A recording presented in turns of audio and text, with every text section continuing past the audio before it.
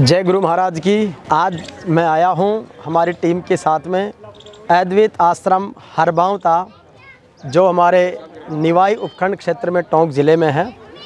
ये सदगुरु सेवानंद जी महाराज का समाधि स्थल है। यहाँ पर गुरु चेतनानंद जी महाराज के शिष्य हीरानंद जी महाराज ने वर्षों पहले तपस्या की थी और इसी परिसर में जंगल में मंगल करने का काम ये उन महान संतों ने किया।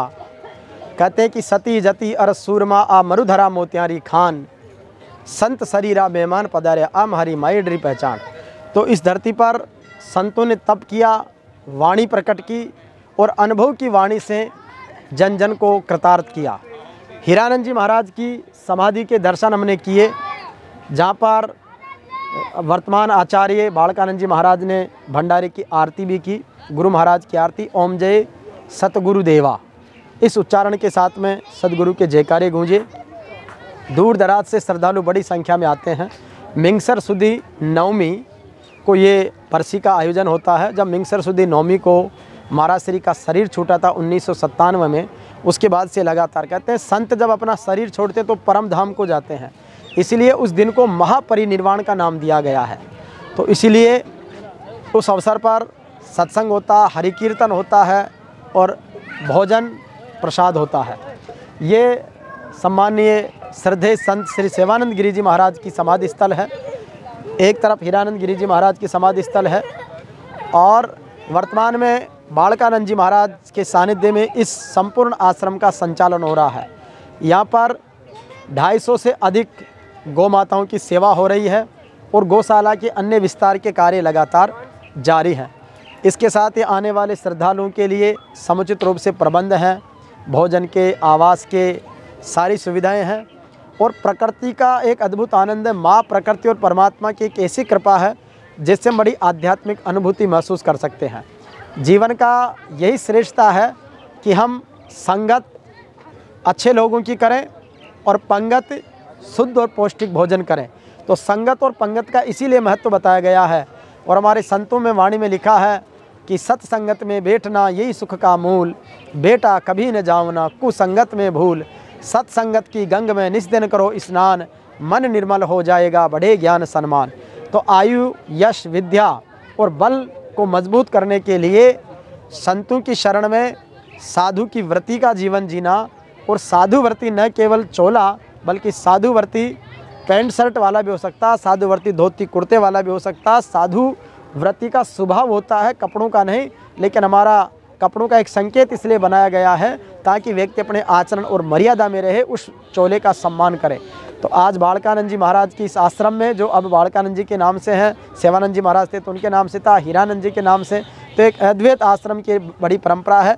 अद्वैत का तात्पर्य शिव उपासना से माना गया है, इसलिए यहाँ का जो संबोधन होता है या तो जय गुरु महाराज की, ओम नमः शिवाय, ओम नमो नारायण के नाम से पुकारा जाता है, हरिओम के नाम से जाना जाता है। तो निश्चित रूप से ये सब आज देखकर बड़ी दिव्य आनंद की अनुभूति हुई। हमारे साथ हमारे मित्र भाई रामविलास जी हैं, रामविलास लांगड़ी, जो पत्रकार हैं, दैनिक सच्चा सागर के प्रबंध संपादक हैं, हमारे अजीज मित्र, छोटे भाई हैं। मैं चाहूँगा कि इस आश्रम के बारे में अपना अनुभव और अपनी जानकारी हमसे साझा करें। सबसे पहले तो जेवीपी मीडिया ग्रुप के चेयरमैन भाई साहब हरिराम जी को बहुत बहुत धन्यवाद कि मेरे एक आग्रह पर आप यहाँ पहुँचे और विस्तार से सारे मंदिर द्वारा संचालित कार्यक्रमों को समझा, यहाँ की सारी जानकारी ली आपने। उसके बाद भी फिर भी आपने विशेष तौर पर सारा सब कुछ बता ही दिया है। ये आश्रम बहुत ही प्राचीन आश्रम है हरबावता। यहाँ पर साल में कम से कम 5 बार कार्यक्रम आयोजित होते हैं। सालाना 5 बड़े कार्यक्रमों का बड़े कार्यक्रम, जिसमें 50,000 से अधिक लोग यहाँ पर आते हैं हर कार्यक्रम में। लगभग गुरु पूर्णिमा का एक बहुत बड़ा कार्यक्रम यहाँ पे होता है, गुरु नवमी हो गई, गुरु अष्टमी हो गई और शरद पूर्णिमा का कार्यक्रम भी यहाँ पर। आश्रम द्वारा बौड़ी के अंदर भी एक गौशाला संचालित की जा रही है। इसके अलावा भी जैसे कि बस्सी के अंदर एक आश्रम संचालित है। कई इस आश्रम की कई ब्रांचेज हैं कि यहाँ के सेवानंद जी महाराज के शिष्य रहे, हीरानंद जी महाराज के शिष्य रहे, वो तो उनके द्वारा अलग अलग जगह के आश्रम स्थापित कर लिए।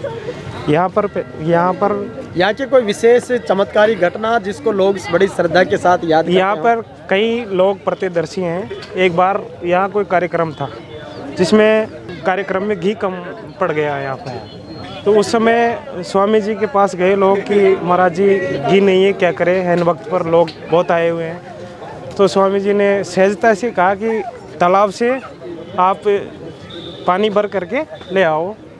तो उसमें से बट्टी, वो जो कढ़ाई होती है उसमें डाला, वहाँ घी का काम कर गया वो पानी। उसके बाद बताया जाता है कि दूसरे दिन वो सारा जितना घी वो पानी लिया था उसको उसमें वापस डाला गया, घी के रूप में वापस लौटाया गया। ये एक चमत्कार है। स्वामी जी काफ़ी सहज सौम्य व्यवहार के थे, जो लोगों को यही प्रेरणा देते थे। यहाँ ग्रामीण क्षेत्र के अधिकतर लोग हैं जिनको यही प्रेरणा देते थे कि शराब नहीं पीनी है, जो कुकर्ते हैं वो नहीं करने हैं, अनावश्यक खर्चा नहीं करना है फालतू का। मतलब एक सामाजिक प्रेरणा दी। अंधविश्वासों पर महाराज जी ने हमेशा उनको दूर रखा, अंधविश्वासों से। ये से काफ़ी वो है। बाकी आपकी टीम को बहुत बहुत धन्यवाद। पर्दे के पीछे उपस्थित चोपड़ा जी को भी बहुत धन्यवाद कि उन्होंने पूरी मेहनत की है, पूरा कवरेज करके आप सब लोगों को दिखाया। बिल्कुल, तो निश्चित रूप से संतों के बताए मार्ग पर चलने से जीवन बहुत सरल होगा, शुद्ध होगा, सात्विक होगा। जो संतों का अनुभव, संतों की वाणी और संतों की जो सीख है वो बहुत अच्छी मिली। और इस पूरे दिव्य धाम के दर्शन करके उधर पंगत प्रसादी चल रही है, जहाँ पर हजारों लोग पंगत प्रसादी ग्रहण कर रहे हैं। और भोजन का यही महत्व है कि वो शुद्ध हो, और इसीलिए संतों के चढ़ाई हुई भेंट भी अपने जीवन की शुद्ध कमाई का हिस्सा होनी चाहिए, ताकि शुद्धता और सत्यता, न्याय निष्ठा बढ़े। और चाहे अपने माता पिता के रूप में गुरुजन हो, अभिभावकों के रूप में गुरुजन हो, संतों के रूप में गुरुजन हो, कोई न कोई किसी न किसी ज्ञान देने वाले गुरुजन हो, उन सब गुरुजनों को इन शब्दों के साथ में वंदन करते हुए इस बात को विसर्जित करता हूँ कि गुरु जगमग करता तारा रे, गुरु जगमग करता तारा रे, ऐसी जोत जड़ाई मारा सदगुरु, मिट गया सकल अंधेरा रे, गुरु मिट गया सकल अंधेरा रे। तो ये ज्ञान का प्रकाश फैलाया। इसके साथ ही एक चीज़ जो रह गई थी मुझे याद स्मरण है, कोरोना काल में यहाँ पर देवालय में लाइब्रेरी यानी पुस्तकालय का शुभारंभ हुआ।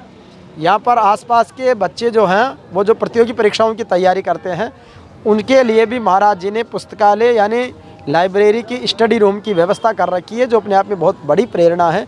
आज का ज़माना शिक्षा का है। आप शिक्षित बने, विकसित बने, लेकिन उसके साथ संस्कारित रहें, क्योंकि संस्कारों के साथ जीने वाला व्यक्ति हमेशा सबके साथ समायोजित कर लेगा। और अगर अपन ने अन्य तरह की प्रगति भी कर ली, संस्कारित और समर्पित सिंसियर नहीं रहे, तो कहीं न कहीं दुख के फोड़े आ सकते हैं। तो इसलिए जीवन को सरल और सादगी भरा रखें और जीवन के हर एक क्षण में आनंद का अनुभव करें। उस माँ प्रकृति परमात्मा के प्रति आभार जताएं। बहुत बहुत धन्यवाद। राम राम सा। जय श्री राला बाबा धाम की।